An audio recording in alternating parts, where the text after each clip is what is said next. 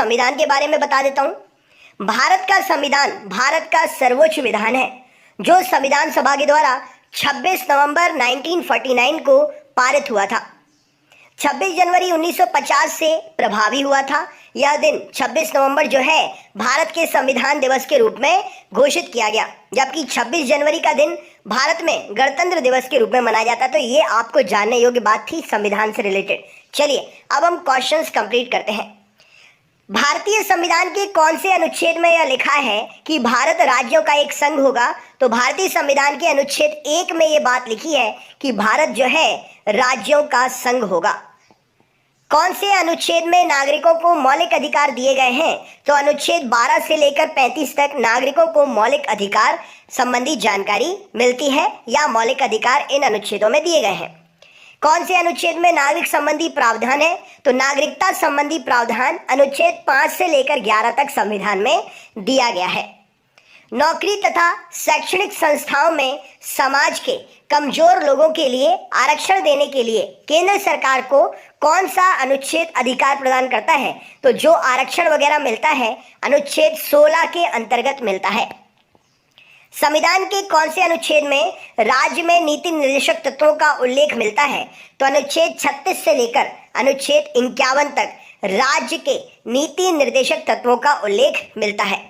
भारतीय संविधान का कौन सा अनुच्छेद में कल्याणकारी राज्य की अवधारणा है? तो अनुच्छेद नंबर 39 में कल्याणकारी राज्य की अवधारणा है।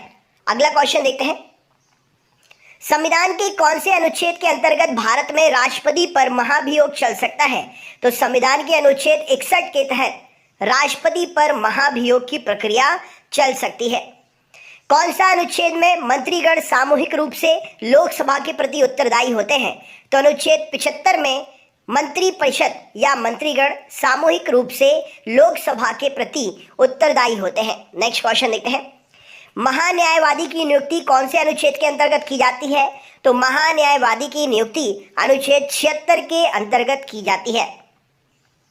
संविधान के कौन से अनुच्छेद के अंतर्गत राष्ट्रपति लोकसभा भंग कर सकता है? तो अनुच्छेद 85 के अंतर्गत राष्ट्रपति जो है वो लोकसभा को भंग कर सकता है। कौन से अनुच्छेद में संसद के संयुक्त अधिवेशन का प्रावधान है? तो अनुच्छेद 108 में संसद के संयुक्त अधिवेशन का प्रावधान है। संविधान के कौन से अनुच्छेद में धन विधेयक की परिभाषा दी गई है? तो अनुच्छेद 110 में धन विधेयक की परिभाषा दी गई है। संविधान के कौन से अनुच्छेद के अंतर्गत राष्ट्रपति अध्यादेश जारी करता है? तो संविधान के अनुच्छेद 123 के अंतर्गत राष्ट्रपति जो है अध्यादेश जारी करता है। संविधान के कौन से अनुच्छेद में सर्वोच्च न्यायालय के न्यायाधीश पर महाभियोग चलाया जा सकता है? तो संविधान के अनुच्छेद 124 के नियमों का पालन करते हुए सर्वोच्च न्यायालय के न्यायाधीश पर महाभियोग चलाया जा सकता है। राष्ट्रपति कौन से अनुच्छेद के अंतर्गत सर्वोच्च न्यायालय से परामर्श ले सकता है? तो अनुच्छेद 233 अनुच्छेद आर्टिकल 233 के अंतर्गत राष्ट्रपति जो है सर्वोच्च न्यायालय से परामर्श ले सकता है। कौन से अनुच्छेद के अंतर्गत केंद्र के पास अवशिष्ट शक्तियां हैं? तो केंद्र के पास जो शक्तियां होती हैं वो अनुच्छेद 248 में वर्णित हैं। ये इंपॉर्टेंट क्वेश्चन है, इसको याद करके रखिएगा। कौन सा अनुच्छेद अंतर्राष्ट्रीय समझौतों लागू करने के लिए शक्ति दी गई है? तो अंतर्राष्ट्रीय जो समझौते होते हैं उसको लागू करने के लिए अनुच्छेद 253 में जानकारी मिलती है। कौन सा अनुच्छेद के तहत राष्ट्रपति वित्त आयोग का गठन करता है? तो अनुच्छेद 280 के तहत राष्ट्रपति वित्त आयोग के गठन को पूरा करता है। संपत्ति का अधिकार कौन से अनुच्छेद में है? तो संपत्ति का अधिकार अनुच्छेद 300 क में दिया हुआ है। इंपॉर्टेंट क्वेश्चन है, पूछा जाता है। नेक्स्ट क्वेश्चन देखते हैं।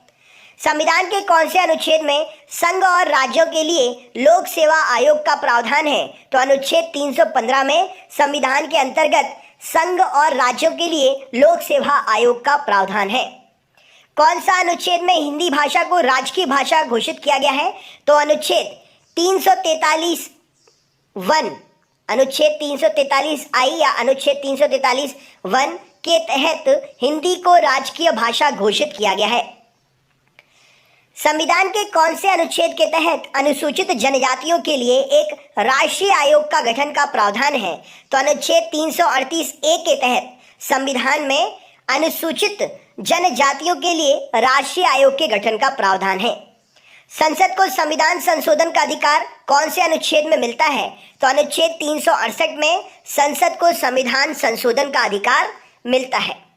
संविधान के कौन से अनुच्छेद के अंतर्गत संविधान की प्रक्रिया का उल्लेख है? तो संविधान के अनुच्छेद 356 के तहत आर्टिकल 356 के तहत संविधान के अंतर्गत संविधान की प्रक्रिया का उल्लेख दिया गया है।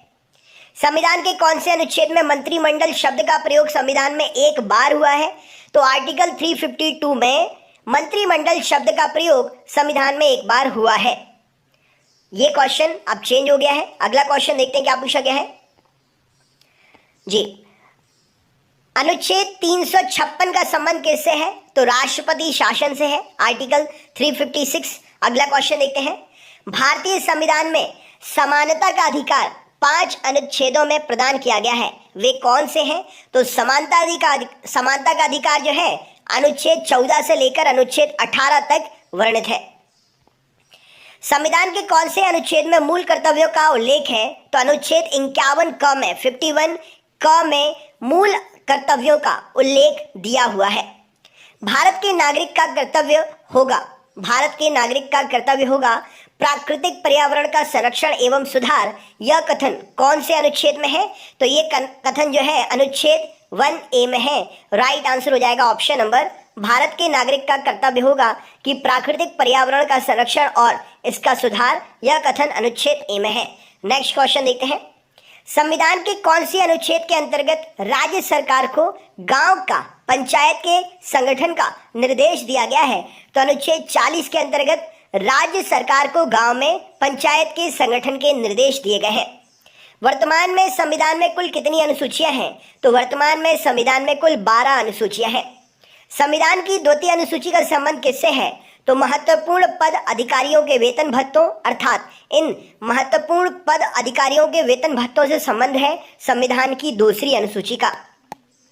संविधान की कौन सी अनुसूची में 22 भाषाओं को मान्यता दी गई है? तो संविधान की 8वीं अनुसूची में 22 भाषाओं को मान्यता दी गई है। दल बदल के आधार पर निर्वाचित सदस्यों की अयोग्यता संबंधी विवरण कौन सी अनुसूची में है? तो दल बदल के आधार पर निर्वाचित सदस्यों की अयोग्यता संबंधी विवरण अनुसूची 10वीं अनुसूची में है। नेक्स्ट क्वेश्चन देखते हैं।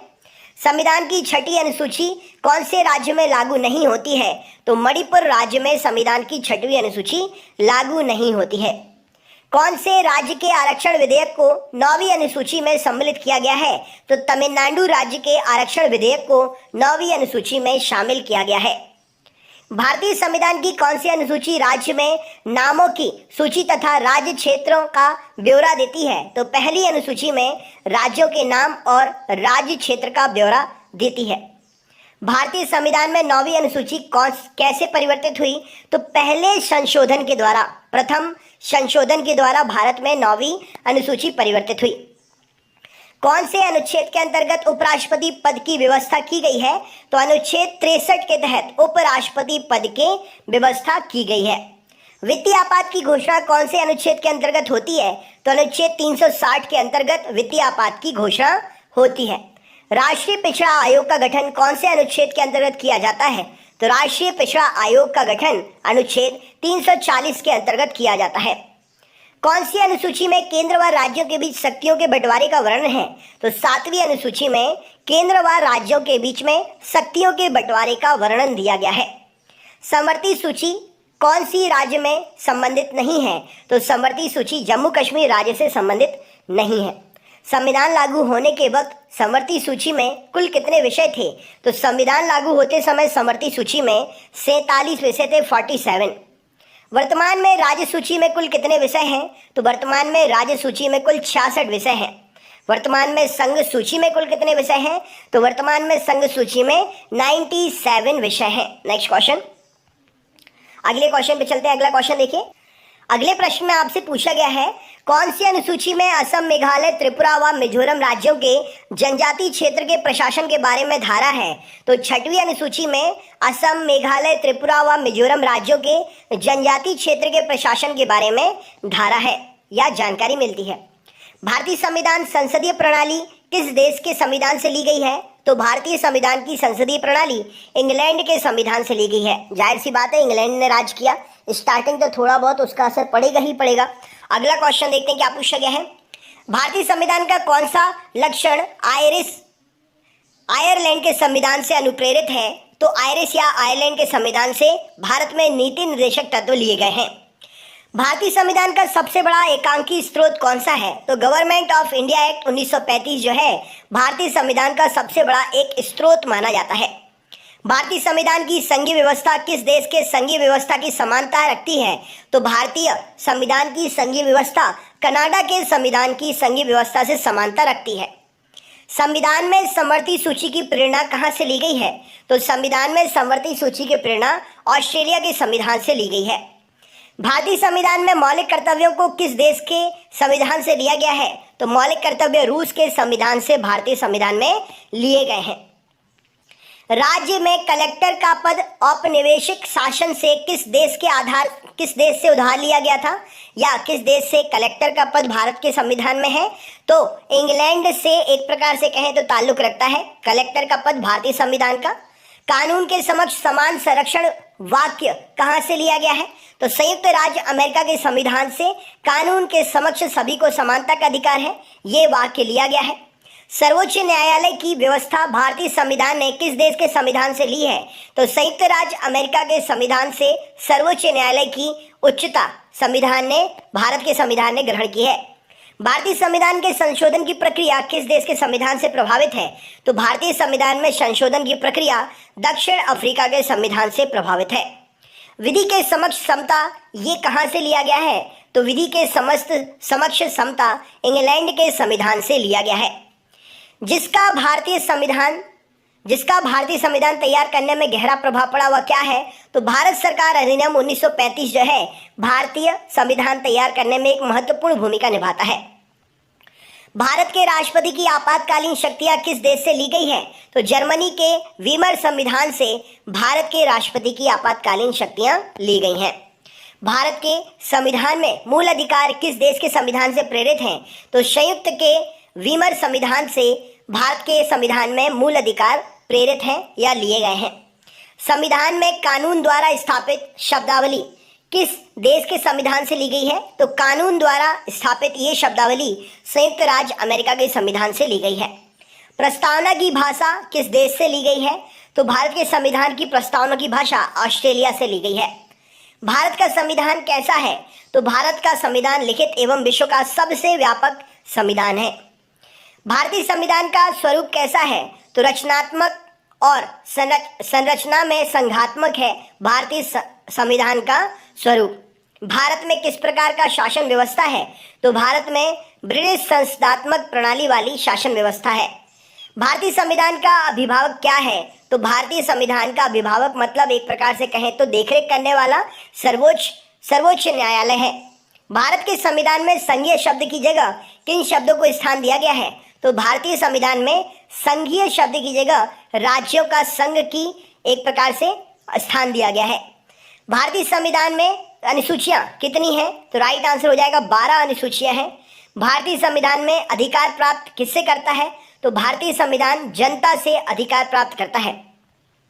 भारत में वैध प्रभुसत्ता किसमें निहित है? तो भारत में वैध प्रभुसत्ता संविधान में निहित है। भारतीय संविधान की संरचना कैसी है? तो कुछ एकात्मक है और कुछ कठोर है। लिखित संविधान की अवधारणा कहाँ से जन्मी? तो लिखित संविधान की अवधारणा फ्रांस से जन्मी है। अध्यक्षात्मक शासन का उदय सबसे पहले कहाँ हुआ? तो संयुक्त राज्य अमेरिका में अध्यक्षात्मक शासन का सबसे पहले उदय हुआ। भारतीय संविधान में नागरिकों को मूल अधिकार प्राप्त हैं। तो भारतीय संविधान में नागरिकों को 6 मूल अधिकार प्राप्त है। भारतीय संविधान व्यवस्था भारतीय संघीय व्यवस्था की प्रमुख विशेषता क्या है? तो संविधान की सर्वोच्चता भारतीय संघीय व्यवस्था की प्रमुख विशेषता है। भारतीय संघवाद को जिसने सहकारी संघवाद कहा था वह कौन है? तो जी ऑस्टिन ने भारतीय संघवाद को सहकारी संघवाद कहा था। भारत में प्रजातंत्र किस तथ्य पर आधारित है कि वह जनता को सरकार चुनने और बदलने का अधिकार देता है? यह भारत का एक प्रकार से प्रजातंत्र का उदाहरण है। कुल कितने अनुच्छेद हैं भारतीय संविधान में? तो 444 अनुच्छेद हैं। भारतीय संविधान सभा की पहली बैठक कब हुई थी? तो 9 दिसंबर 1946 में भारतीय संविधान सभा की पहली बैठक हुई थी। संविधान सभा का स्थायी अध्यक्ष कौन था? तो संविधान सभा का स्थायी अध्यक्ष डॉक्टर राजेंद्र प्रसाद जी थे। संविधान सभा का अस्थायी अध्यक्ष कौन था? तो डॉक्टर सच्चिदानंद सिन्हा संविधान सभा के अस्थायी अध्यक्ष थे। संविधान सभा का प्रारूप समिति के अध्यक्ष कौन थे? तो डॉक्टर भीमराव अंबेडकर संविधान सभा में प्रारूप समिति के अध्यक्ष थे। संविधान सभा का औपचारिक रूप से प्रतिपादन करने वाला कौन था व्यक्ति? तो एम.एन. रॉय इस क्वेश्चन के लिए सही उत्तर हो जाएगा। भारत में संविधान गठन का आधार क्या था? कैबिनेट मिशन योजना, जो कि 1946 में आई थी, भारत में संविधान के गठन का एक प्रकार से आधार था। नेक्स्ट क्वेश्चन, सबसे पहले भारतीय राष्ट्रीय कांग्रेस ने संविधान सभा के गठन की मांग कब और कहां की थी? तो भारतीय राष्ट्रीय कांग्रेस ने 1936 के फैजपुर अधिवेशन में संविधान सभा के गठन की मांग की थी। कैबिनेट मिशन योजना में संविधान सभा के कितने सदस्य होने थे? तो 389 सदस्य होने थे कैबिनेट मिशन योजना में संविधान सभा के। संविधान के पुनर्गठन में 1947 तक संविधान सभा में सदस्य संख्या कितनी रह गई थी? तो यहाँ पर 299 सदस्य संख्या बस बची हुई थी। संविधान सभा में देशी रियासतों के प्रतिनिधि कितने थे? तो 70 प्रतिनिधि देशी रियासतों से आए थे संविधान सभा में।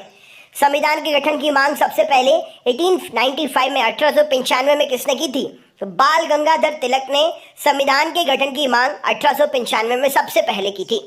संविधान सभा में जिस देशी रियासत के प्रतिनिधि ने भाग नहीं लिया था, तो संविधान सभा में हैदराबाद के रियासत के प्रतिनिधि ने भाग नहीं लिया था। B.R. अम्बेडकर कहाँ का संविधान से निर्वाचित हुए थे? तो B.R. अम्बेडकर बंगाल का प्रतिनिधित्व कर रहे थे संविधान सभा में। संविधान सभा का संवैधानिक सलाहकार किसे नियुक्त किया गया था? तो B.N. राव को नियुक्त किया गया था। अगला क्वेश्चन, संविधान सभा की प्रारूप समिति का गठन किस साल में हुआ? तो 29 अगस्त 1947, 29 अगस्त 1947 में प्रारूप समिति का गठन हुआ। संविधान की प्रारूप समिति के समक्ष प्रस्तावना का प्रस्ताव देने वाले कौन थे? तो जवाहरलाल नेहरू ने संविधान की प्रारूप समिति के समक्ष प्रस्तावना का प्रस्ताव दिया।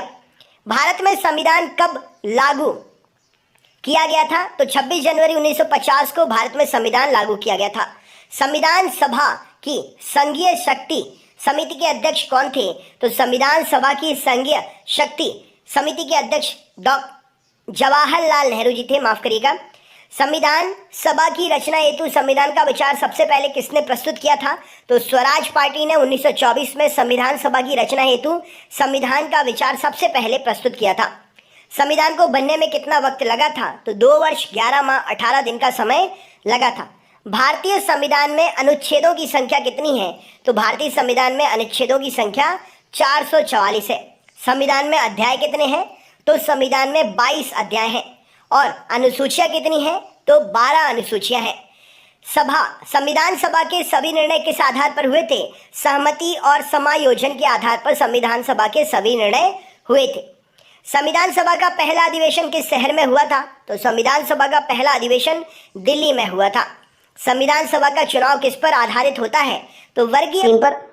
कांगड़ा जो कि हिमाचल प्रदेश में है, वहाँ के पठियार और कन्हियारा के प्राचीन चट्टानी शिलालेख किस लिपि में लिखे हैं? तो कांगड़ा के पठियार और कन्हियारा के प्राचीन चट्टानी शिलालेख जो हैं ब्राह्मी और खरोष्टी लिपि में लिखे हैं। उस पुरातत्व स्थल का नाम बताइए जहाँ पर हड़प्पा कालीन जुते हुए खेत के प्रमाण मिलते हैं। तो उस प्राचीन जगह जो है उसका नाम है कालीबंगा, जहाँ पर हड़प्पा कालीन जुते हुए खेत के प्रमाण मिलते हैं। नेक्स्ट क्वेश्चन, बौद्ध संघ के नियमों का उल्लेख कहाँ पर मिलता है? तो बौद्ध संघ के नियमों का उल्लेख विनय पीठक में मिलता है। जारवे संस्कृति का सबसे बड़ा स्थल किसे माना जाता है? तो जोरवे संस्कृति का सबसे बड़ा स्थल बनवाली यानी कि हरियाणा में जो स्थित है उसे माना जाता है। अथर्ववेद में किसे प्रजापति की 2 पुत्रियों के समान माना गया है? तो अथर्ववेद में सभा और समिति को प्रजापति की 2 पुत्रियों के समान माना गया है। ब्रिटिश शासन के दौरान उत्तर प्रदेश में भूमि पंजीकरण किस अधिकारी के द्वारा किया जाता था? तो ब्रिटिश शासन के दौरान उत्तर प्रदेश में भूमि पंजीकरण जो है लेखपाल के द्वारा किया जाता था। किस सुल्तान ने गढ़मुक्तेश्वर की मस्जिद की दीवारों पर अपने शिलालेख में स्वयं को खलीफा का सहायक कहा? तो अलाउद्दीन खिलजी ने गढ़मुक्तेश्वर की मस्जिद की दीवारों पर अपने आप को शिलालेख में खलीफा का सहायक कहा था। अशोक के किस शिलालेख में पशु बलि को निषिद्ध बताया गया है? तो अशोक के शिलालेख जो कि प्रथम शिलालेख है उसमें पशु बलि को निषिद्ध बताया गया है। सर्वप्रथम सती प्रथा का उल्लेख प्रमाण किस 10 अभिलेख में मिलता है? तो एरण अभिलेख में गोपराज नामक सेनापति की पत्नी के सती होने का अभिलेख मिलता है। प्राचीन काल में बौद्ध संस्कृति का अंतर्राष्ट्रीय केंद्र माना जाता था कौन सा? तो प्राचीन काल में बौद्ध संस्कृति का अंतर्राष्ट्रीय केंद्र नालंदा को माना जाता था। एलोरा के कैलाश मंदिर का निर्माण किसने किया था? तो एलोरा के कैलाश मंदिर का निर्माण राष्ट्रकूट नरेश प्रथम के द्वारा या राष्ट्रकूट प्रथम कृष्ण प्रथम के द्वारा। नरेश का मतलब होता है राजा, राष्ट्रकूट राजा कृष्ण प्रथम के द्वारा। और सभा नगरम का संबंध किस राजवंश से था? तो चोल वंश के शासनकाल में और सभा और नगरम शब्दों का प्रयोग किया जाता था। मुसलमानों से लिया जाने वाला एकमात्र कर कौन सा था? तो मुसलमानों से लिया जाने वाला एकमात्र कर प्राचीन समय में जकात था। अकबर के शासनकाल में प्रचलित चौकोर चांदी के सिक्कों को किस नाम से जाना जाता था? तो अकबर के शासनकाल में चौकोर चांदी के जो सिक्के चलते थे उसको जलाली बोलते थे। फारसी कविता का भारतीकरण करने वाला प्रथम कवि कौन था? तो अमीर खुसरो फारसी कविता का भारतीकरण करने वाला प्रथम कवि था। दोआब की आर्थिक क्षमता समझने वाला प्रथम सुल्तान कौन था? तो दोआब की आर्थिक क्षमता समझने वाला पहला सुल्तान इल्तुतमिश था। नेक्स्ट क्वेश्चन, मुगल शासकों के अंतर्गत मनसबदारी प्रथा की उत्पत्ति कहां से हुई? तो मुगल शासकों के अंतर्गत मनसबदारी प्रथा की उत्पत्ति मध्य एशिया से हुई। आगरा के किले की मोती मस्जिद का निर्माण किसने करवाया था? तो आगरा के किले की मोती मस्जिद का निर्माण शाहजहां ने करवाया था। नेक्स्ट क्वेश्चन देखते हैं, चौरी चौरा घटना किस वायसराय के काल में हुई थी? तो 1921 से 1926 के दौरान लॉर्ड रीडिंग का जो कार्यकाल था इसी दौरान चौरी चौरा की घटना हुई थी। चौरी चौरा नामक स्थान किस जगह पर है, किस राज्य में, किस शहर में? कमेंट बॉक्स में कमेंट करके तो बताइए। किस वायसराय के काल में कलकत्ता, मद्रास तथा बंबई में उच्च न्यायालयों की स्थापना हुई? तो जॉन लॉरेंस के शासनकाल में कलकत्ता, मद्रास और बंबई में उच्च न्यायालयों की स्थापना हुई। प्रसिद्ध चित्रकार दसवंत के चित्र कहाँ मिलते हैं? तो प्रसिद्ध चित्रकार दसवंत के चित्र रज्मनामा में मिलते हैं। संसार अस्थिर है, क्षणिक है, क्षणभंगुरवाद के नाम से ज्ञात होने वाले इस विचार को सर्वप्रथम किसने प्रस्तुत किया था? तो महात्मा बुद्ध ने ये बताया था कि संसार अस्थिर है, क्षणिक है, इसी को क्षणभंगुरवाद कहा जाता है। मृगदाब सारनाथ में बुद्ध द्वारा दिया गया प्रथम उपदेश किस नाम से जाना जाता है? तो सारनाथ के मृगदाब नामक स्थान पर बुद्ध के द्वारा दिया गया प्रथम उपदेश धर्मचक्र प्रवर्तन के नाम से जाना जाता है। अयोध्या में बाबरी मस्जिद का निर्माण किसने करवाया था? तो बाबरी मस्जिद का निर्माण मीर बाकी ने कराया था। टोडरमल के किस क्षेत्र में योगदान के लिए ख्याति अर्जित प्राप्त है टोडरमल को? तो टोडरमल ने भू राजस्व प्रबंधन के क्षेत्र में काफ़ी अच्छा प्राचीन समय में काम किया था। किस मुगल शासक का मकबरा भारत में नहीं है? तो जहांगीर का मकबरा जो है लाहौर पाकिस्तान में है, भारत में नहीं है। मोहम्मद बिन कासिम के द्वारा सिंध की विजय कब हुई थी? तो मोहम्मद बिन कासिम के द्वारा सिंध की विजय 712 ईस्वी में हुई थी। महमूद गजनवी का दरबारी इतिहासकार कौन था? तो महमूद गजनवी का दरबारी इतिहासकार उत्वी नाम का व्यक्ति था। पुलकेशिन द्वितीय की राजधानी कहाँ पर थी? तो पुलकेशिन द्वितीय की राजधानी वातापी में थी। मोहम्मद गौरी के किस दास ने बंगाल और बिहार पर विजय प्राप्त की थी? तो मोहम्मद गौरी के दास मोहम्मद बिन बख्तियार खिलजी ने बंगाल और बिहार पर विजय प्राप्त करी थी। आंध्र के सतवाहन वंश का कौन सा शासक था जिसने वेंकटक स्वामी की उपाधि धारण की थी? तो वेणकंटक स्वामी की उपाधि गौतमी पुत्र सतकर्णी जी ने प्राप्त की थी। हर्ष के शासनकाल में भूमि कर कृषि उत्पाद का कितना प्रतिशत भाग वसूला जाता था? तो भूमि कर कृषि उत्पाद का टोटल 1/6 भाग वसूला जाता था हर्ष के शासनकाल में। सिंधु घाटी सभ्यता के किस स्थल में प्राक सैंधव संस्कृति की सबसे महत्वपूर्ण उपलब्धि एक जुते हुए खेत के साक्ष्य मिलते हैं? तो सिंधु घाटी सभ्यता में कालीबंगा जो कि राजस्थान में है वहां से एक जुते हुए खेत के साक्ष्य मिलते हैं। किस मंदिर में शिखर का सबसे पहला उदाहरण मिलता है? तो देवगढ़ का दशावतार मंदिर जो है उसमें शिखर का सबसे पहला उदाहरण मिलता है। बौद्ध धर्म की किस संगति में बौद्ध धर्म दो भागों में हीनयान और महायान में विभाजित हो गया था? तो बौद्ध धर्म की जो चौथी संगति हुई थी उसमें बौद्ध धर्म हीनयान और महायान दो भागों में विभाजित हो गया था। पाल वंश के किस शासक ने प्रसिद्ध विक्रमशिला विश्वविद्यालय की स्थापना करवाई थी? तो पाल वंश के शासक धर्मपाल ने प्रसिद्ध विक्रमशिला विश्वविद्यालय की स्थापना करवाई थी। नेक्स्ट क्वेश्चन, गुप्त वंश का कौन सा शासक देवराज तथा देवगुप्त के नाम से जाना जाता था? तो चंद्रगुप्त द्वितीय गुप्त वंश का प्रतापी शासक था जो देवराज और देवगुप्त के नाम से जाना जाता था। नेक्स्ट क्वेश्चन, लोधी वंश के किस शासक ने भूमि के लिए एक प्रमाणिक पैमाना जिसे गजे सिकंदरी के नाम से जाना जाता है उसको प्रचलित करवाया था? तो लोधी वंश का शासक था सिकंदर लोधी, जिसने गजे सिकंदरी के नाम से भूमि को नापने का एक प्रमाणिक पैमाना चलवाया था। सल्तनत काल में सदका क्या था? तो एक प्रकार का धार्मिक कर होता था सल्तनत काल में, जिसे सदका बोलते हैं। सम्राट अकबर ने जैन धर्म के जैनाचार्य हरिविजय सूरी को क्या उपाधि दी थी? तो सम्राट अकबर ने जैन धर्म के जैनाचार्य हरिविजय सूरी को जगत गुरु की उपाधि दी थी।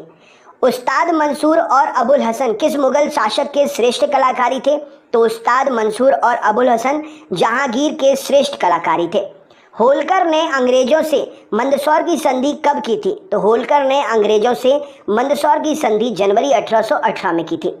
पेरिप्लस ऑफ द इरिथ्रियन सी में अरिकमेडु बंदरगाह को किस नाम से संबोधित किया गया है? तो पेरिप्लस ऑफ द एरिथ्रियन सी में अरिकमेडु बंदरगाह को पैडोक नाम से संबोधित किया गया है। अलाउद्दीन द्वारा निर्मित अलाई दरवाजा किस मस्जिद का प्रवेश द्वार है? तो अलाउद्दीन द्वारा निर्मित अलाई दरवाजा जो है कुतुब उल इस्लाम मस्जिद का प्रवेश द्वार है। अकबर के अल्पायु होने के कारण 1556 से 1560 तक मुगल साम्राज्य के शासन की जिम्मेदारी किसके हाथों में थी? तो अकबर के अल्पायु होने के कारण 56 से 60 तक का जो 1556 से 1560 तक का समय था उसमें मुगल साम्राज्य के शासन की जिम्मेदारी बैरम खां के हाथों में थी। अंतिम मुगल शासक कौन था? तो बहादुर शाह जफर अंतिम मुगल शासक था। बौद्ध धर्म ग्रहण करने वाली पहली महिला कौन थी? तो बौद्ध धर्म ग्रहण करने वाली पहली महिला गौतमी थी। भगवत गीता किस धर्म का प्रधान ग्रंथ है? तो भगवत गीता भागवत धर्म का प्रधान ग्रंथ है। किस सतवाहन नरेश ने गाथा सप्तशती नामक महत्वपूर्ण कृति की रचना की थी? तो सतवाहन नरेश हाल ने गाथा सप्तशती नामक महत्वपूर्ण कृति की रचना की थी। किस राष्ट्रकूट शासक ने एलोरा के पर्वतों को कटवाकर प्रसिद्ध कैलाश मंदिर का निर्माण करवाया था? तो राष्ट्रकूट राजा कृष्ण प्रथम ने एलोरा के पत्थरों को कटवाकर जो है वहां पर कैलाश मंदिर का निर्माण करवाया। चोल शासक किस धर्म के अनुयायी हुआ करते थे? तो जो चोल शासक थे वो शैव धर्म के अनुयायी हुआ करते थे। किस युद्ध को जीतने के पश्चात शेर शाह ने दिल्ली में अफगान सत्ता की स्थापना की? तो चौसा के युद्ध को जीतने के बाद शेर शाह ने दिल्ली में अफगान सत्ता की स्थापना की थी। आलमगीर टीला जो कि 1958 में पता लगाया गया था कहाँ पर है? तो आलमगीर टीला जो कि 1958 में पता लगा था यह उत्तर प्रदेश के मेरठ जिले में है। ऐहोल अभिलेख किस शासक से संबंधित है? तो ऐहोल अभिलेख पुलकेशिन द्वितीय से संबंधित है। तोलवकपियम किस युग की महान कृति है? तो संगम युग की महान कृति है तोलवकपियम। इलाहाबाद स्तंभ लेख का रचनाकार कौन था? तो हरिशेन इलाहाबाद स्तंभ लेख का रचनाकार था। किस मुगल शासक को शाह बेखबर के नाम से जाना जाता था? तो बहादुर शाह जफर को बहादुर शाह प्रथम को शाह बेखबर के नाम से जाना जाता था। अंतिम मुगल शासक बहादुर शाह द्वितीय की मृत्यु कहाँ पर हुई? तो अंतिम मुगल शासक बहादुर शाह द्वितीय की मृत्यु रंगून में हुई। फोर्ट विलियम कहाँ पर स्थित है? तो फोर्ट विलियम जो है कलकत्ता में स्थित है। रणजीत सिंह और ब्रिटिश ईस्ट इंडिया कंपनी के बीच में 1809 में कौन सी संधि हस्तांतरित हुई थी? तो महाराजा रणजीत सिंह और ब्रिटिश ईस्ट इंडिया कंपनी के बीच में अमृतसर की संधि 1809 में हुई थी। सिंध विजय का श्रेय किस ब्रिटिश अधिकारी को जाता है? तो चार्ल्स नेपियर को सिंध विजय का श्रेय जाता है। वैदिक राजाओं द्वारा अपनी प्रजा से वसूल जाने वाला कर या उपहार का नाम क्या था?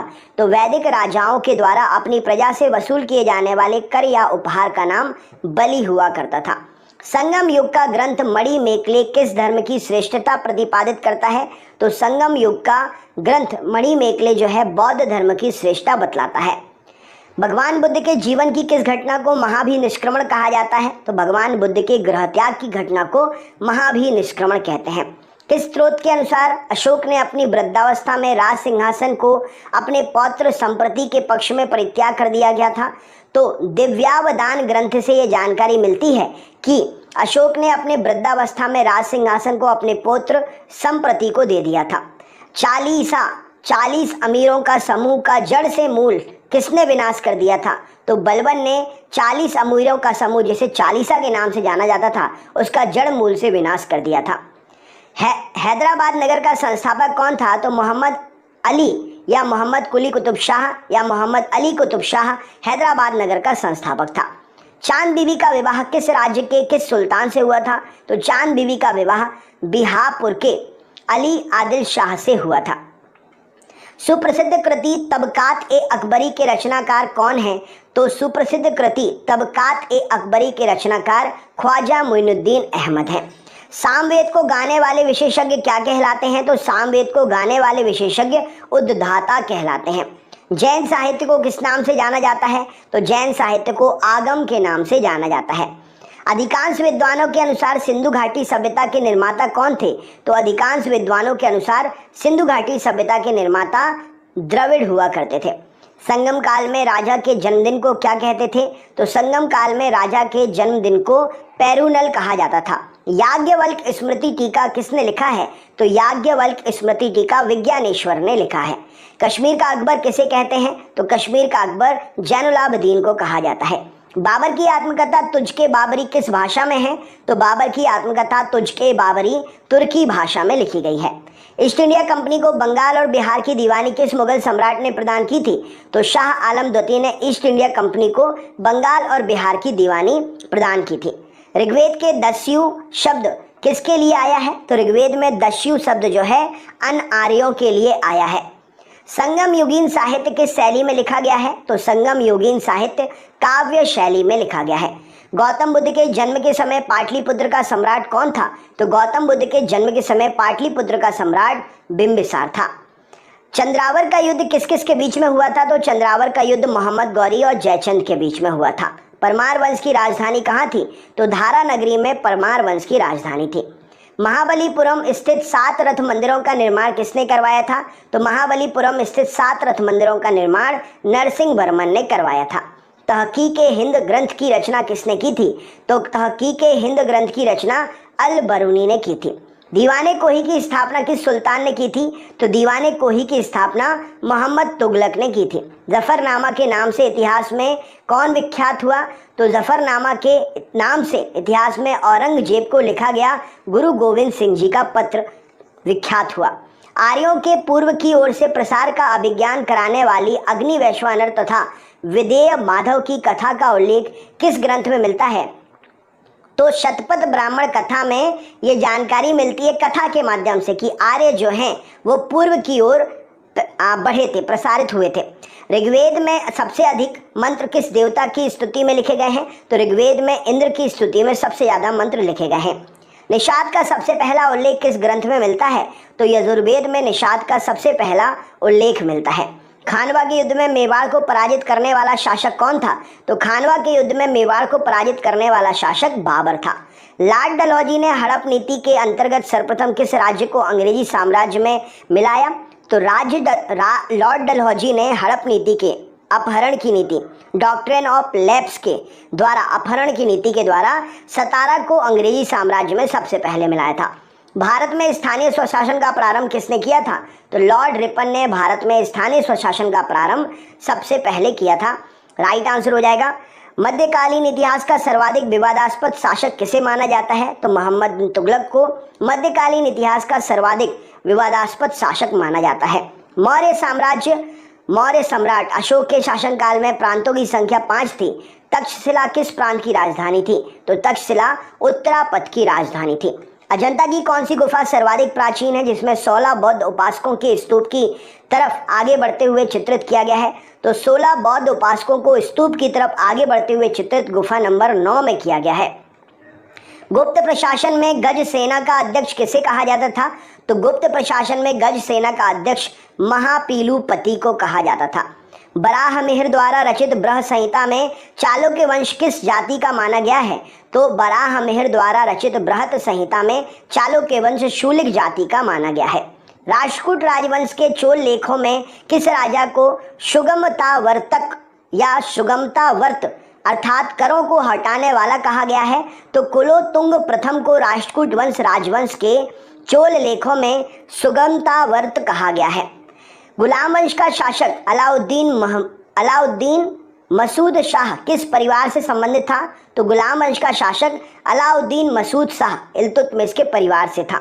सल्तनत काल में विद्वानों पर और धार्मिक लोगों पर प्रदान किए जाने वाली आर्थिक सहायता क्या कहलाती थी? तो सल्तनत काल में विद्वान और धार्मिक लोगों के प्रदान किए जाने वाली आर्थिक सहायता इरदार कहलाती थी। अच्छा, आप कमेंट बॉक्स में कमेंट करके बताइए, सल्तनत काल वर्तमान में जो है राज्यों में कौन से राज्यों की तरफ फैला हुआ था? सल्तनत काल जो है ये कौन से राज्यों की तरफ फैला हुआ था वर्तमान में? कमेंट बॉक्स में कमेंट करके बताइएगा आपका आंसर क्या है। पूरब की ओर, पश्चिम की ओर, उत्तर की ओर, दक्षिण की ओर सल्तनत काल किस ओर फैला हुआ था और उस समय के प्रतापी राजा कौन थे? कमेंट बॉक्स में इसका आंसर आप हमें कमेंट करके बताइए। अगर आप चैनल पर नए हैं तो चैनल को सब्सक्राइब कर लीजिए, बेल आइकन ऑन कर लीजिए, जिससे जब भी मैं वीडियो अपलोड करूँ ऑफलाइन वीडियो आपको मिल जाए और लाइव क्लास जब भी मैं लगाऊं आप मुझसे जुड़ जाओ। तो सब्सक्राइब करके बेल आइकन ऑन करके ऑल वाला नोटिफिकेशन ज़रूर ऑन कर लेना। रोज़ सुबह 7 बजे और रात में 8 बजे मैं जीके पढ़ाता हूँ। जीके में हिस्ट्री, ज्योग्राफी, फिजिक्स, पॉलिटी सब पढ़ाता हूँ। तो आप आइए और मुझसे जुड़िए क्लास में लाइव। इससे पहले वाले वीडियोस देखने के लिए डिस्क्रिप्शन बॉक्स में लिंक है, लिंक पर क्लिक करके आप देख सकते हैं। वीडियो लाइक करके कमेंट करके अब भी के अब भी तुरंत बताइएगा जब भी आप वीडियो देख रहे हैं कि कैसा लगा वीडियो आपको, और शेयर ज़रूर कर दीजिएगा अपने आगे वीडियो को, जिससे आगे के दोस्त भी और इसे देख सकें। तो चलिए मिलते हैं लाइव क्लास में या फिर अगले वीडियो में। ज़रूर आइएगा। बहुत बहुत धन्यवाद। अपना ख्याल रखिए। आपका दिन शुभ हो। नमस्कार।